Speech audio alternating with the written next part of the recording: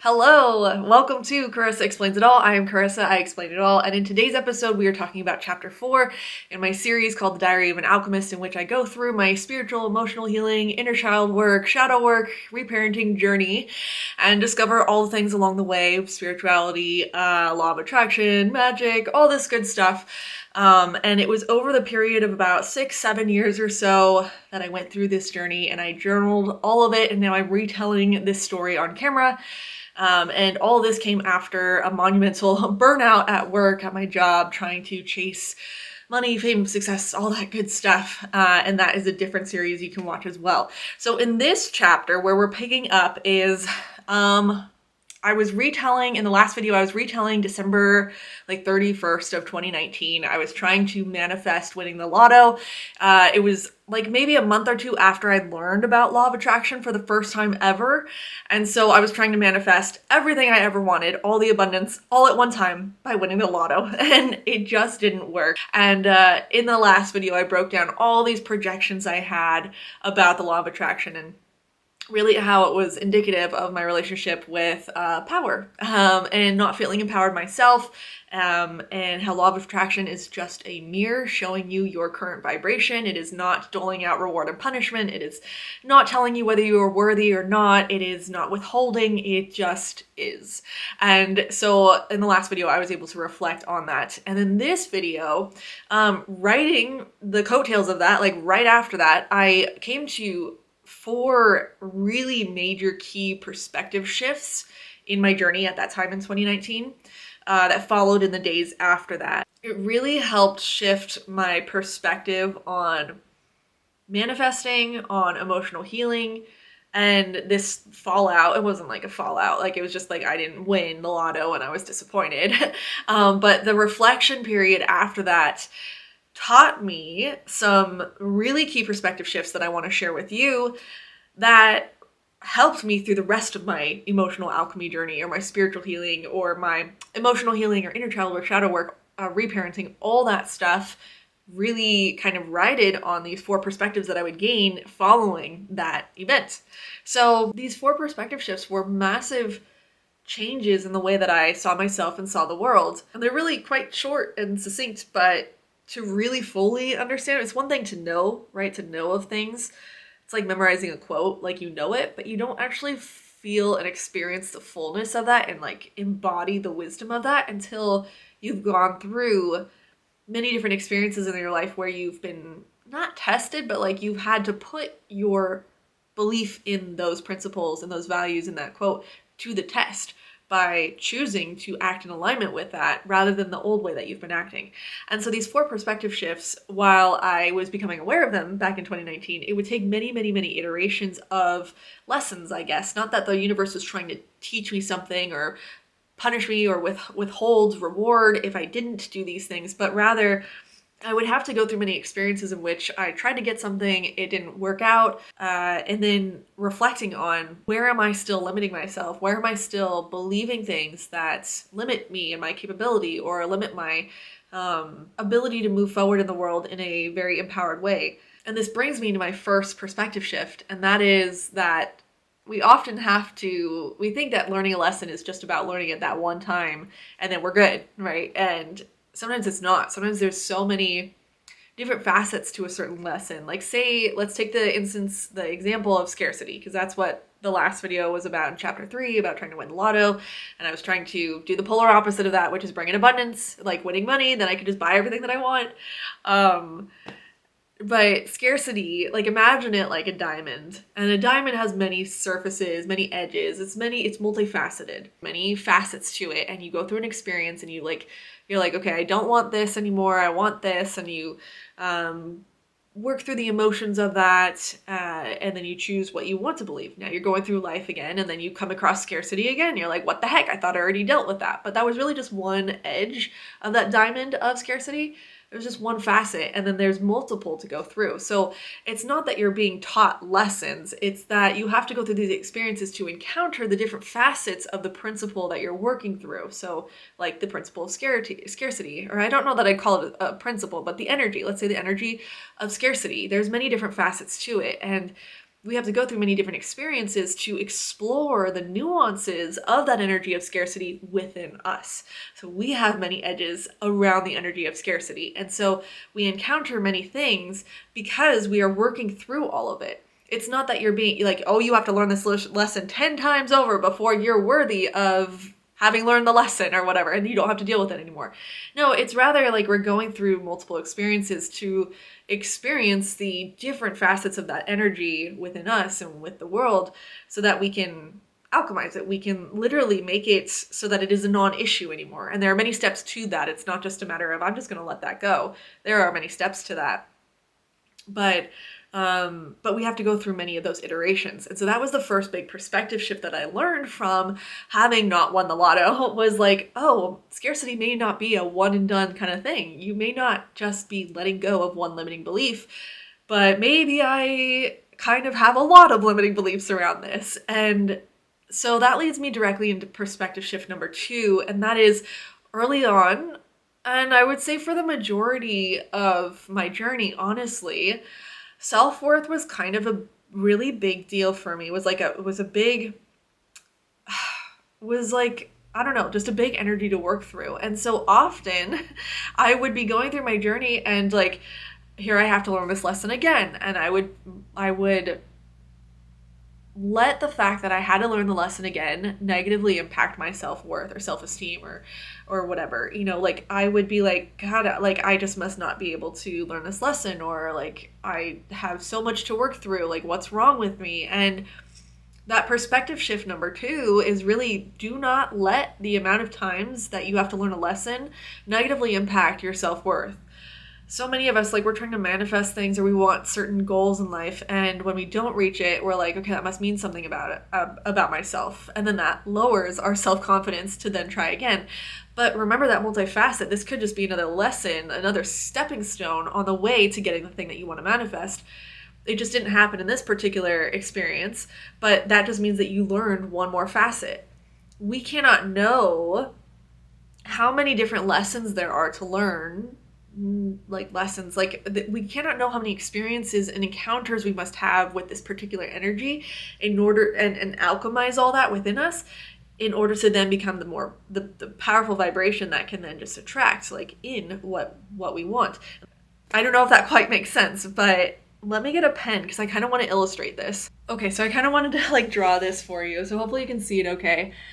So, like, this is a diamond, terribly drawn, but scarcity, and imagine, like, you're having an experience, and you're experiencing this facet of scarcity. And so, like, yay, you made it through. But then the next time that you experience scarcity, you're like, what the heck, I thought I already dealt with this, but really, now you're dealing with this aspect of scarcity. And you go through it. And then, like, the second the second perspective shift about not letting your self-worth be affected by how many times you have to learn a lesson. It's like expecting that you should be here at like the finish line. If I can draw a finish line in the reflection of my camera. It's like expecting that you should be at the finish line, but the universe is like, well, we still have to work with this and this and this and this. You still have limiting beliefs on all these different edges around it. And so to get down and be upset at yourself for not being here when truly like there's still all these things is just silly, right? Like not in a mean way, but just like if you were able to have the perspective of your higher self or God or universe or whatever, like you would be like, oh, well, I'm not there because I'm not there, right? Not because I'm not capable of getting there. Like you would just like, no, okay, well, I've got to do all these things too. I've got to work through these. These are all vibrations around scarcity that I haven't worked through and released. And once I do all those things, then I could get here. But the problem is that we don't know all those things, right? Like we don't know all those different lessons that we still have to learn before we get to the finish line of it. So it's just keeping that because we don't know, because we can't know, keeping that perspective of if I haven't gotten the thing yet, there must be more to learn. There must be more to uncover, And that means that I'm not at the finish line yet. And of course I'm not at the finish line yet because I'm not at the finish line yet, right? And that's it. And that's all it is. That's all. It doesn't mean anything about whether you're capable or whether you're worthy or whether you'll ever have it. And that was kind of a big thing for me. I was like, will I ever have the things that I want? Will I ever experience an abundance of community, of money, of just things that I want in my life? Like, will I ever experience that? And it's like, if you know that old adage, or principle or whatever, saying that, like if you want the things that you want because you can have it. Like, that's, your soul doesn't desire things that it's not capable of having. So if we just believe that, which that takes a leap of faith, but if you want to believe that, I believe that. But if we believe that, then all the things that you want are here at the finish line. And so if you're not there yet, you're just not there yet. So there must be other things to learn and to go through and to experience, to release vibrations of not having it. And the best thing that we can do is to look at every experience where we wanted things, we didn't get them, or things didn't go our way, or they were unpleasant. The best thing we can do is to look at it as a lesson to what part of me still believes that I can't have this, or what part of me is not standing up for myself, or what part of me is not going after the things that I want because I don't believe it's possible, or just all these different things. Where am I still holding on to limits when that's really not the case? Or it doesn't have to be that case. What can I let go of, and what can I embody that's going to help me to go further along? So anytime we have an upset or a trigger or a negative setback, the only way to be empowered in that situation, like, the thing happened, right? And sometimes it's hard to get out of denial about the thing that happened, but the thing happened, and at some point we've got to accept it. And once we've accepted it, we can either make that mean things about how we're not capable, not worthy, never going to have it, okay, but then we're still going to never get to that finish line. Or we could look at it as that finish line may still be out there. What can I do now? What skills, what principles, what ideas can I now embody? What can I alchemize emotionally? Like, if this is triggering me, what emotional upset is there that I can look at and soothe and then examine and release, and what can I embody that will make me feel more empowered? And that is one more step towards that finish line, or towards the goals, the things that you want. We can never know how many lessons are in there to learn before we get there, but if we don't choose to look at every upset as this is a stepping stone, what can I learn, then we won't ever get there. But if we do that, eventually we will get there. We just don't know what that timeline is, but we will get there. So that actually brings me to principle number 3, or I keep saying principle, perspective shift number 3. And this is a massive, massive perspective shift that we must have, is that emotional healing needs to take precedent over positive focus. Now, back when I was in 2019 trying to win the lotto and it wasn't working out, I realized that I was only doing positive focus, and I thought that ought to earn me the things that I want. And I watched a video by Teal Swan, because of course I did back then. She looks at the world in terms of energy, and I really, really needed to reframe my mind at that time to orient towards looking at everything as energy. And she said that there's this big thing in the spiritual community, manifesting community, of positive focus only looking at the silver lining. And even Abraham Hicks, a lot of Abraham Hicks's videos are about, like, don't look at the negative, only look at the positive. And I don't know if that would fully work ever, because I don't know every person in every situation. But for me personally, I'm very energy sensitive. When I have a negative emotion, I don't want to just gloss over it like it's nothing. I do want to look at it, and I want to get to the root of it, and I want to release that so that it doesn't happen again. It doesn't make sense to keep getting triggered over and over again and just keep doing, like, positive focus only. I want to look at what's not working, and I want to fix it so it's not a problem in the future. And that has worked very well for me. I think there are many humans who would also feel that same way, which is why sometimes law of attraction feels a little bit woo-woo or not very realistic, because we feel this need deeply. Now, I don't know if that's every human being. Maybe there are human beings out there who they can push it aside and then just focus positively and manifest things and create a whole different life where those triggers don't come up. Maybe that is a path for some people. I don't know, and I haven't been able to talk to other people who do that where it works successfully.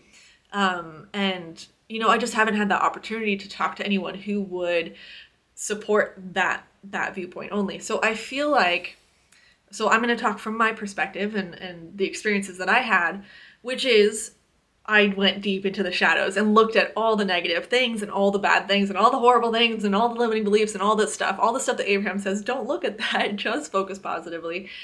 I'm sure there are two different ways to do this, but my way was let's deal with it. And I'm not same way when I go to work. At work, if something's messy and stuff, I'm not the person to just throw stuff in a drawer. I will sort and organize and make it perfect. Super well, what is it called? Streamlined. Everything needs to be in its place so that we don't keep encountering problems. Because if you just hide something away and then you have to go looking for it later, that's a problem for later. So I'm very much like that. At home, I am like that, but in bursts. So sometimes I'll just let the house get really, really messy for a week or two, and then I go through and I streamline everything and it's all back to normal.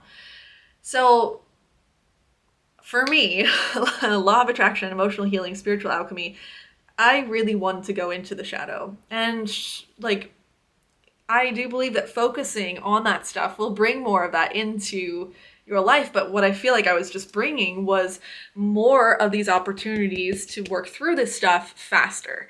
I wanted to be on the fast track. Give it to me all. Give it to me all right now. Let me clean my room or my office space within me internally, clear it all out.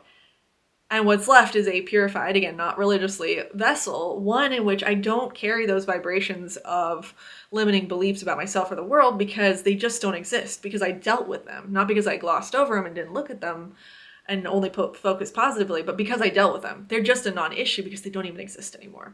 And that's the way that I like to clean house. It's the way I like to move through the world. But again, I don't know for sure that that is the only way that you can do it. But if you want to hear my story of how I did that, and you feel the same way, then the techniques that I've used might work for you as well.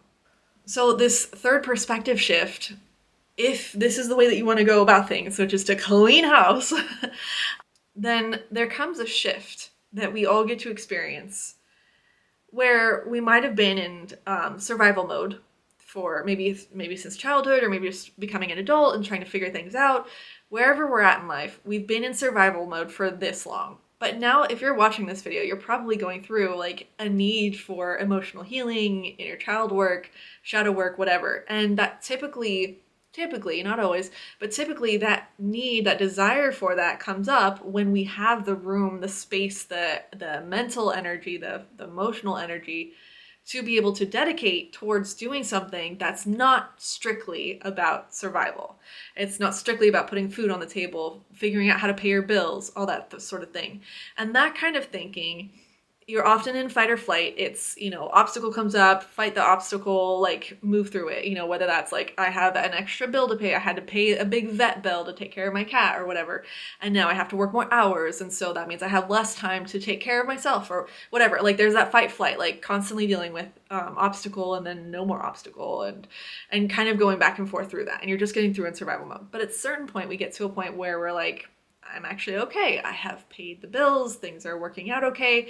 But now I'm feeling a little bit of emotional lack. I feel like I don't feel as happy in life as I want to. Things feel like a humdrum or like the same things over and over again. I feel stagnant. I don't have the relationships I want. I don't have, whatever it is, right? So we come to this point where we can then look at the emotional body of what's going on. And that requires this third perspective shift. This third perspective shift now can come because we can prioritize our emotions and our feelings, how we feel about a situation. We can actually look at how we feel about it over positive focus. When you're just trying to get through it, you need to maintain positive focus. You need to maintain that there's a hope that things can get better and that things will be okay, so you're like just trying to hold on to hope. You're just trying to stay positively focused.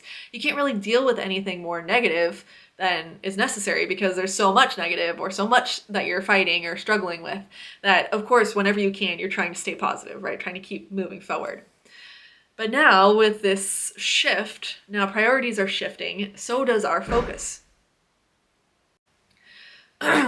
So when going about your emotional healing journey, it's time to stop prioritizing positive focus and start focusing on, how do I really feel in this situation? Am I bothered? Let's deal with the bother. Am I irritated? Let's deal with the irritation. Am I scared? Let's deal with being scared, rather than mentally reframing situations or positively focusing. And this isn't to say that we stop doing that altogether. So like, there's a give and take. Sometimes we have, like, one week we'll have time for emotional healing, and the next week we need to be really focused on meeting our needs in the physical world. So then you have to kind of shift back into that mental mindset. But what the ideal is, at the end, at the finish line, we're doing both. We are able to feel a negative emotion, process it, understand it, self-soothe it, feel it, and then use our mental reframing and ability to get perspective, get skills, resources, get help, and then make a plan to move forward, but make sure that it's in alignment with our heart and our feelings, and choosing to do both, and releasing limiting beliefs and all that stuff, and moving towards what we want. And we're doing it together. It's like the divine masculine, divine feminine working together hand in hand. Neither is overpowering the other. And they are working in tandem to move us towards the things that we want. And that is a very healthy mindset and emotional feeling set. And that is all of you moving forward towards your goals, towards the things that you want, and you're able to better manifest what you want. But when we have spent our whole lives mostly in our minds, because that's the way our society is conditioned, it's the way we've been for a long time, for several centuries now, we're so focused on just using our minds to get through the situations that we will reframe and use positive focus in order to not look at the emotions. And when you're doing this emotional healing work, we have to shift that and now prioritize how we feel. And sometimes that's going to err on the side of, how do I feel, more so than what I should be doing in the situation. And what you're doing is allowing yourself to feel what you feel and allowing yourself to move in accordance with that. Ideally, that would have been done when you were a child, and there wouldn't be any negative repercussions to that in the external world. Now, doing it as an adult, it's a little bit harder, because there might be negative consequences to prioritizing your emotional healing above all else, right? And there might be a balancing act, and you may not be able to fully do that without letting go of external circumstances. And so there's a balancing act that goes on there. But when we're doing the emotional healing work, we've got to now shift and allow how we feel to be the priority in the situation. Again, always using our ability to discern when a situation calls for it and not. But this was such a major shift for me, because I came from, and in my burnout series, I talk all about this, how I came from like this world of like self-help, self-growth, like in my, I would say like 24 to 25, I think around that time, like Tim Ferriss's 4-Hour Workweek book came out, and like this rise of like the bro entrepreneurship, grind, hustle. I was so into Tony Robbins, Mel Robbins, Brendan Burchard, Tom Bilyeu, Impact Theory. I watched Impact Theory for hours every single day for months, just trying to soak in all of these great like mindsets from these people who have had major success, and like rebuild my ability to positively reframe the world so that I can move forward successfully. And I was very practiced in that up until this point. And it got me so far, as in I had a lot of work success, but I burnt out because I wasn't prioritizing my emotional needs or prioritizing my inner child. I was not even aware of my inner child. 2 videos ago, I go over the time in which I finally discovered and met my inner child for the first time, which really spun the desire to actually do this emotional healing work. And having grit and discipline and the ability to move forward no matter what, there's a lot of strength in that. There's a lot of excellent skills in that. But there's a time for it, and there's a time for listening to what our emotions are trying to tell us. And my belief is that emotions are the language of our intuition. So to really know what's in alignment for us and for creating the life that we want, not the life that we were given or that is directly in front of us, but creating the life that we actually want, we have to be able to listen to our intuition. Well, how do you hear that if you've been suppressing the language of our intuition, which is emotions? Your feelings and your emotions are telling you how you feel in direct correlation to the things in your life. And if you're ignoring that and choosing mentally, this is the way I go, you're not able to shift what you need to shift to move into alignment with the life that you want. So I was very, very used to, up until this point in time, using my mind to positively reframe things, to move forward in a way that I ought to in order to move towards those goals, but I was not practiced at listening to my emotions, and that's called emotional bypassing. It's when we mentally use our mind and our thoughts to work through problems, but we don't incorporate the emotional aspect. And I want to read an example from my journal. So this is back in 2019. And I wrote about this time where I was scrolling on like Instagram, or YouTube or something, and I came across someone and I instantly felt this like pang of jealousy. It was like, I want that. Like, why can't I have that life? Why can't I be doing that? And then I instantly, from my training, like my self-conditioning and training, I was like, positively refocus, reframe that. I'm only feeling like I use this like rationalization, right? Like I'm only feeling that jealousy because I truly believe that I can have those things, but I don't have them yet. And there's this gap between me and what I want. And then they're like this like symbol of like someone who has what I want. And so I'm feeling jealous of them. And that's all it is. And it's like, at this point in time, I actually realized that what I was doing was only doing a positive reframe, which if you're in survival mode and just trying to get your needs met, that's great. And that's wonderful. There's nothing wrong with that.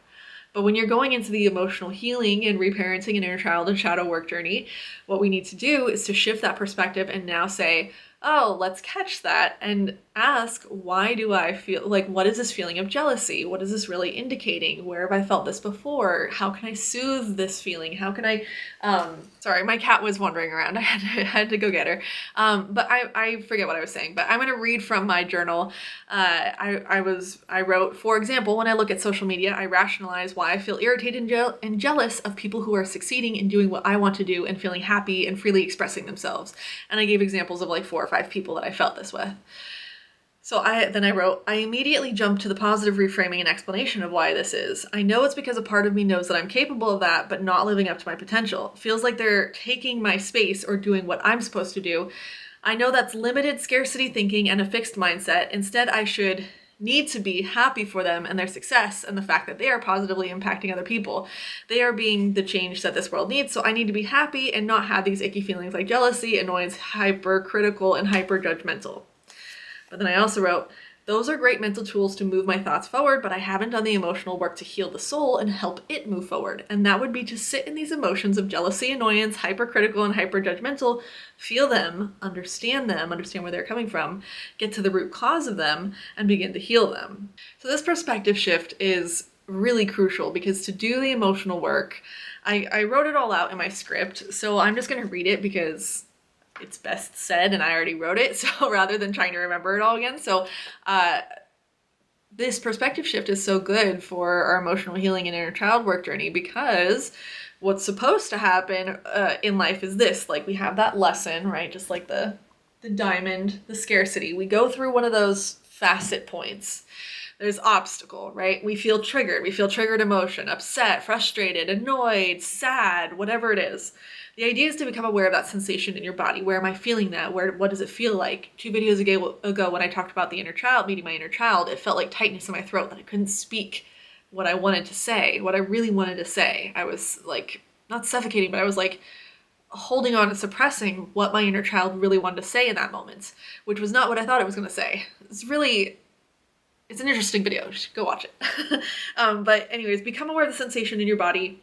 Self-soothe in a sensory way. So whether that's getting bundled up with blankets, maybe it's going to sit on the earth and grounding, it's getting a cold glass of water, maybe it's getting a hot cup of tea, whatever it is, in a sensory way. Don't try to mentally work your way through it. Don't try to work on your emotions. That's your mind working on the emotional body. But literally sensorily tend to your body. Meet those needs. You have needs. Everybody has needs. That was another one. I didn't even put it in here, but here's a bonus perspective shift. Everybody has needs and we have to meet these needs. You wouldn't need these needs met unless they were a need. Like everyone has needs. We need to meet those needs. And that was something I bypassed all the time. I was like, yeah, I may have those needs, but I don't need to take care of them because it's not really on the way to my goals.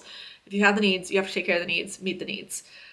Sorry, that wasn't very well thought out, but that reading this reminded me that I was learning that back then as well. Okay, so meet those needs.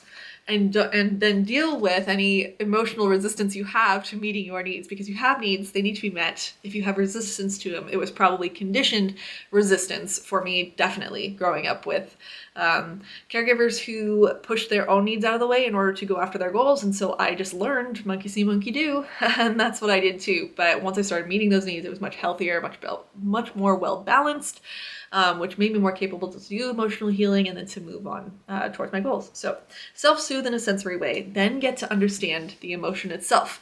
What is it that I am feeling? What's the emotion trying to tell you about how you feel about the obstacle or about yourself in relation to the obstacle? Does that feel empowered? And if we're feeling a negative emotion, that indicates that we do not feel empowered. Abraham Hicks explains it best. I will try to remember how to explain it, but if we are in alignment, our physical, mental, emotional self is in alignment with our higher self, with the higher self, the soul, whatever. If we're totally in alignment in our life, we feel positive, happy emotion. That's what happy emotion is. It's togetherness, it's oneness, it's unity, it's love, it's total self-love, self-centeredness in a good way, fullness in a good way. It is complete oneness with self. And that indicates happy, that is indicated by the language of emotions, which says that those are happy, joyful, peaceful, whatever. When we feel separation from our higher self, if we felt negative emotion and there was nothing else telling us that we shouldn't be feeling that negative emotion, not that we shouldn't, but that that's not your true state. If we did not feel that separation, there would be no negative emotion. We'd just feel what we feel, and we wouldn't feel bad about feeling the way that we feel bad about. It wouldn't make us feel bad to feel these bad things. So there has to be something, an anchor there, that's telling us this is not in true alignment with us. Otherwise, you would feel anger, but you wouldn't feel bad about feeling angry. Angry would just feel like anger. It wouldn't feel like I feel anger and that feels bad or mad or not good. If you just felt anger, why not feel happiness about it too? Because it just is, right? We put these, anyways. So when we feel negative emotion, that is indicating a separation from our higher self. And our higher self doesn't feel the way that we feel about these things that we're seeing, which indicates a place of disempowerment. We feel in some way disempowered because of what we're seeing outside of us or seeing within ourselves in relation to whatever we're dealing with. I don't think I did a very fair, just description of that. But negative emotion indicates a separation from our higher self. We are not in alignment with it. And it doesn't mean get back into alignment as fast as possible. It means let's deal with this resistance to being in alignment in relation to this obstacle that we're dealing with. And so that's, I now remember why I said that in the first place. If we're feeling a negative emotion, that indicates we do not feel empowered. So just try not to focus on that so much as looking at and being with the emotion, but just kind of in the back of your mind knowing that this is all helps with the ability to manifest what we want, because what we're doing is alchemizing those lower vibrations. It doesn't mean bad or negative or anything, just they are lower in set point than the higher vibrations of happiness. And that indicates a deeper sense of disempowerment in relation to the things that we're looking at. So then I wrote, let's delve deeper. What's a time? So this would be shadow work then. Is to shine the light of our conscious mind into the subconscious, what we've been repressing, and ask, what's a time that I can remember feeling this same way, and what happened then?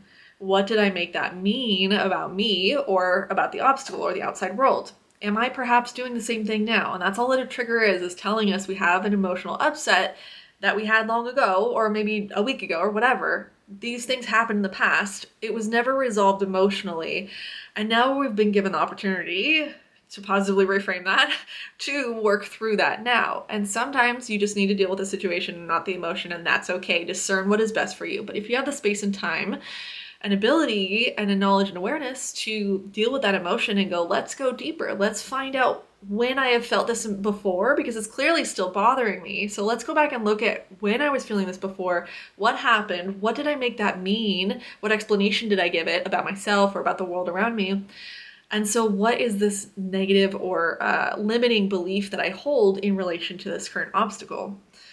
Am I perhaps doing the same thing now? Almost guaranteed, yes. So is that empower? Is this choice of action or what I'm doing, what I'm feeling, not feeling, but what am I doing? Is that empowering? And would I advise a loved one to do or think that, right? Oftentimes we think it's okay to think or feel, well, we don't think it's okay, but we're like, oh, it's just because I'm not smart enough or pretty enough or whatever, right? And it's just going on in our mind. But if our loved one, if like your partner or your best friend or your parent or whoever you really love thought that about themselves in relation to the circumstance, you'd be like, no, it's not. Are you kidding? Like, you're beautiful and you're smart and you're a wonderful person, and like that doesn't mean anything about your worth. And so often we let ourselves give ourselves a pass to like downplay our self-worth or our self-confidence or self-esteem in order to excuse like what's happening.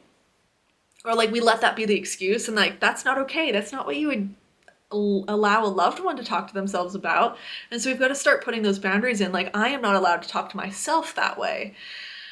And then if I would not advise them to do what I'm doing to myself, then what would I do for them to feel loved regardless of what happened or how they're feeling? Regardless of how they're feeling, how can I give them love right now? Is it presence? Is it, I mean, it could be presence with a TS, but what I meant was presence with a CE. Presence, like being present with them in the moment, or distracting. You know, if you're really caught up on if you're really hung up on something, perhaps working on it, continuing to work on it is like the worst thing you could do in the moment. Go watch something funny, like a comedian on YouTube. I always watch Impractical Jokers. They always make me laugh, can reset any mood, and it helps me get into a different space. I get more space, like energetic space. I'm not as like down as I was, and that allows me to then go and deal with the thing kind of more rationally, because I've allowed the emotion to have its release. And there's a lot of different ways you can release, right? Go for a run, you can paint, you can scream and yell, you can punch a punching bag, a pillow, you know, there's a lot of things you can do. Then what advice would I give them next time they meet this obstacle? So this is after you've done the emotional healing work, you've been totally present with yourself until the feeling has kind of,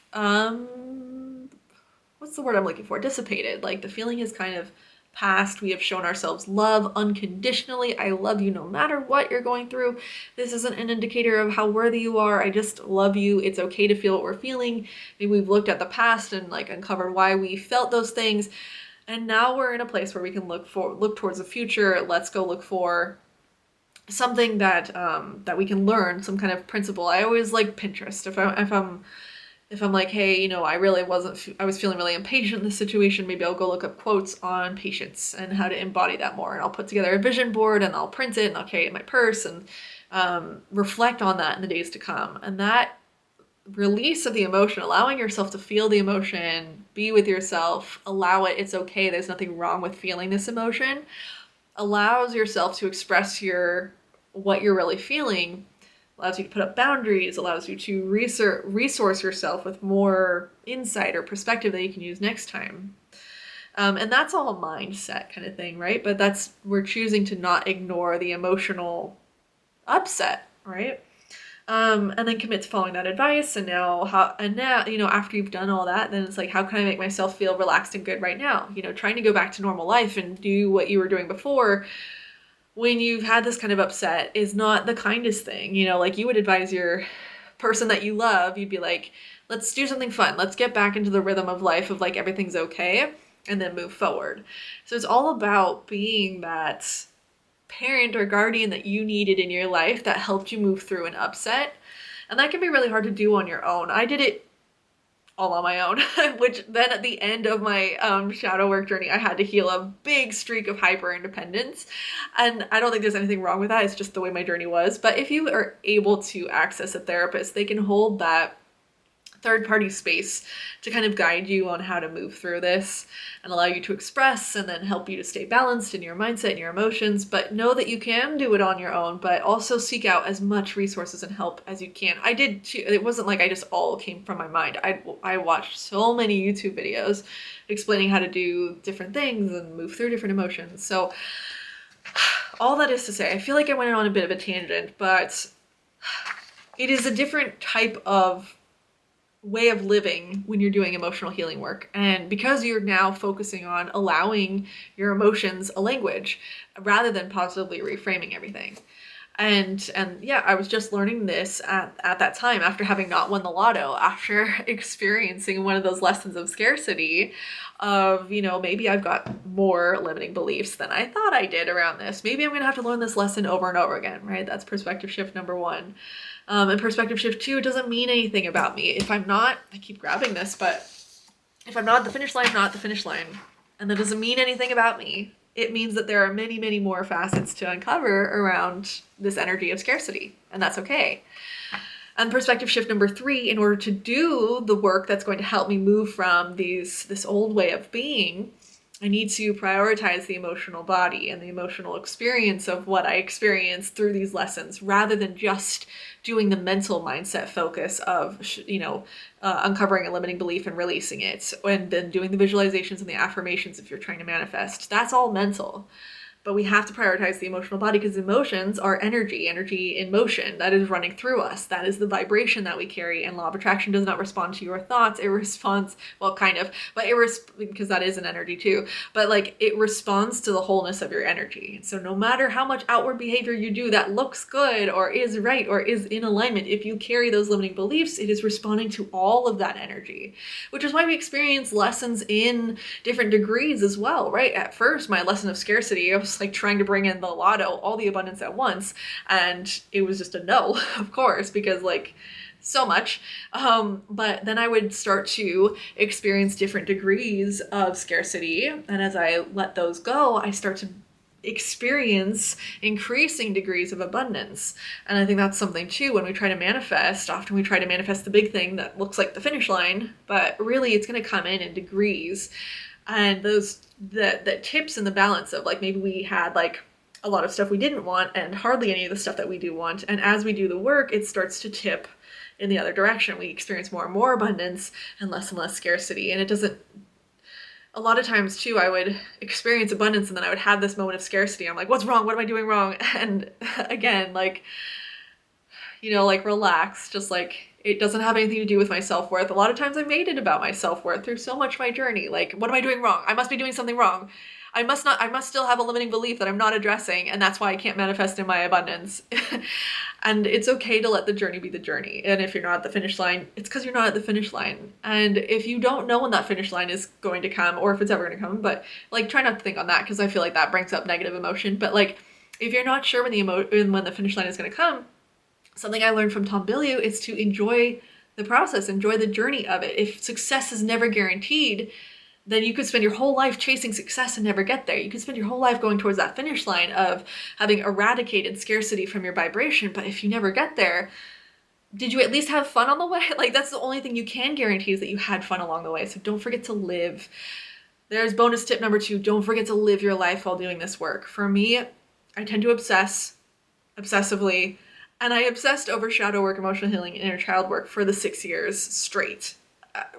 A day didn't go by where I didn't think of this stuff. It's how I live my life. And I would have to remind myself, like a day or two during a month, like, when was the last time I chilled out and didn't do any shadow work or emotional work, or try to look for the deeper meaning within whatever happened in my day. And that's okay. I think that's just me. But I wasn't very happy in those years, and I think it's okay to take it a little bit slower and to enjoy life as you go on, and remember the bigger picture, like, if success is not guaranteed, if the finish line is not guaranteed, how are we enjoying life along the way still, So I know this video is getting really long, but hey, we did 3 perspective shifts, 2 bonus perspectives, and then let's go to the last one. Do I have a last one, or did I decide to move that to the next video? Oh, I do have one more, but it's short. Last key perspective, which was massive. I should do a separate video. No, it's okay. I'll just do it now. Is that 4th perspective shift, is that it's okay to go after what I desire.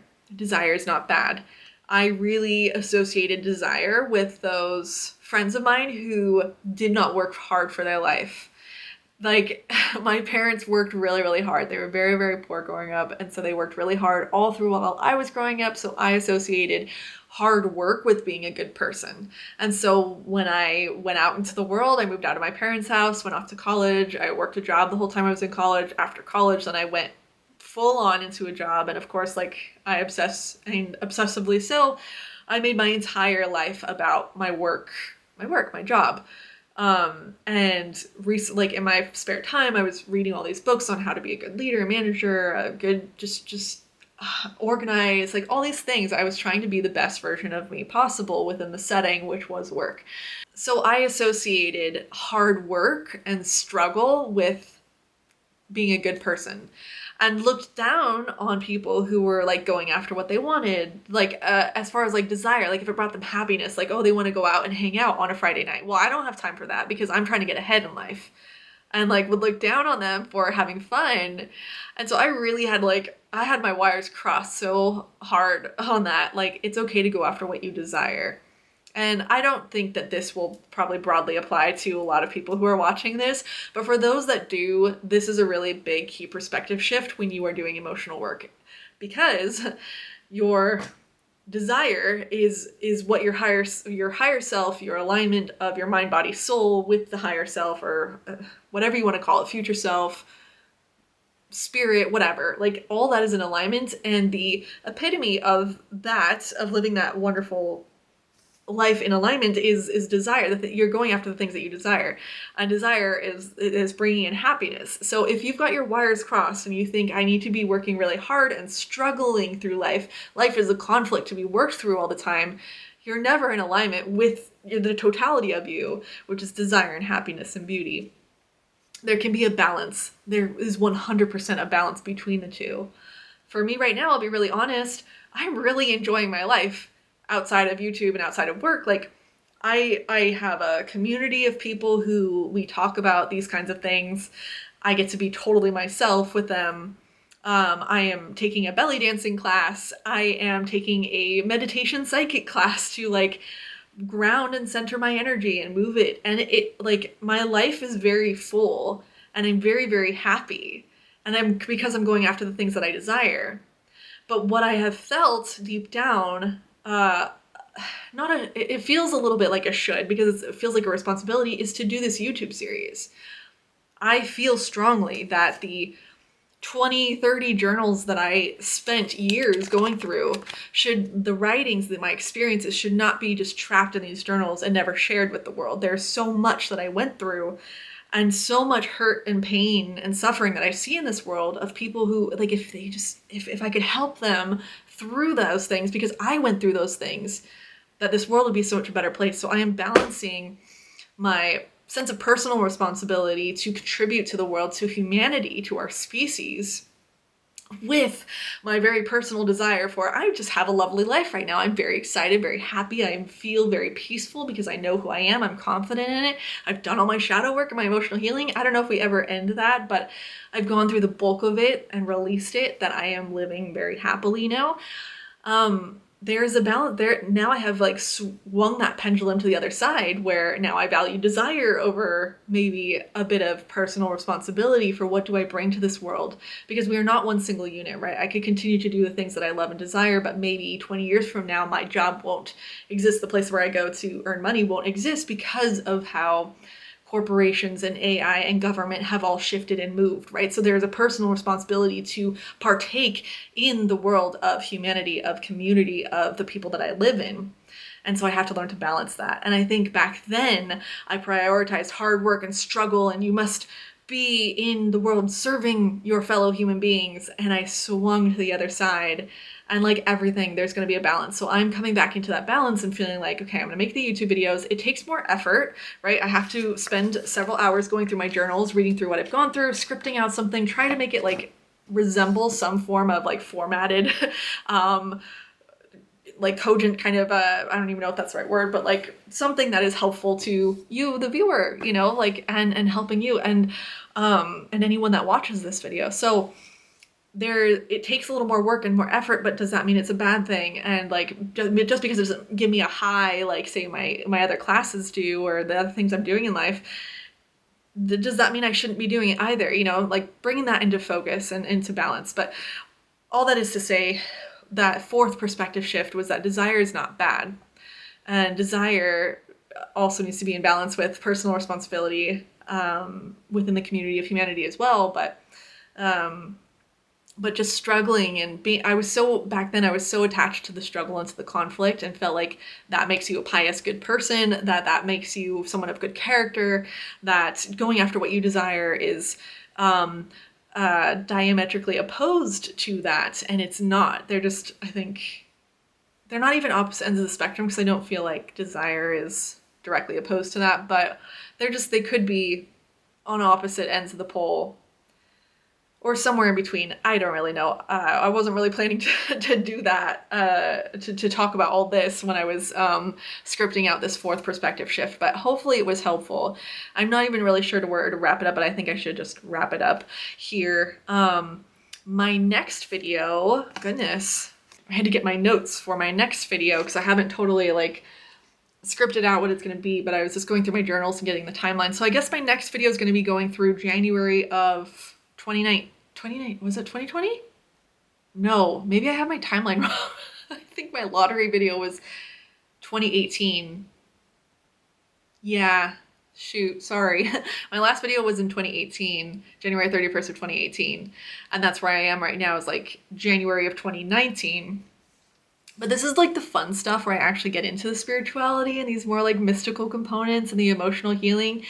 All this stuff has been precursor, and that's why it's felt like a little bit of a drag too, to try to get on camera and remember all the stuff that I was going through back then. But I feel like it's crucial in the timeline of events to tell. So, but next video is going to be like January of 2019, becoming conscious of subtle ways that we manipulate to meet our needs, where we don't feel like we're manipulating, but we are, and also maintaining a sense of identity, changing negative associations, not afraid of unknown, but of what we project or expect into the unknown, understanding forgiveness in a very deep way, meditating, and a bunch of other fun stuff. A day of perfect flow and alignment, that was fun. Some like deep emotions that I'll be dealing with. So we'll be going into January of 2019.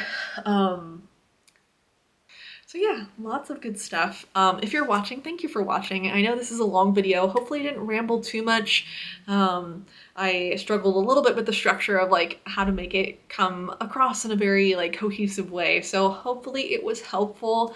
I'm trying to also not be as perfectionist. I tend to be perfectionist, but then I'll never do the video if I try to be perfect. So I'm trying to find that balance of like good enough, but also like I want to make sure that's good enough for you as a viewer to watch it. Like, I don't want you watching like a piece of crap that I just threw together, right? Like, I want to do a good job, but learn when is good enough for me. So something I'm working through as well. But yeah, thank you for watching. Thank you for being here. If you have anything that you want to say, comments, or just want to say like where you're at in your journey, feel free to do that in the comments. I'd love to hear. Couple videos ago, some people like made comments, and it was just really fun to like interact with who's watching these videos, and it's my dream someday, my desire, to build community where we talk about this stuff, emotional healing on a deep level. Yeah, so that's all for now. Thank you for watching. As always, I'm Carissa, I explained it all, and I will see you in the next video. Bye. My, oh my, a kiss, and so I did.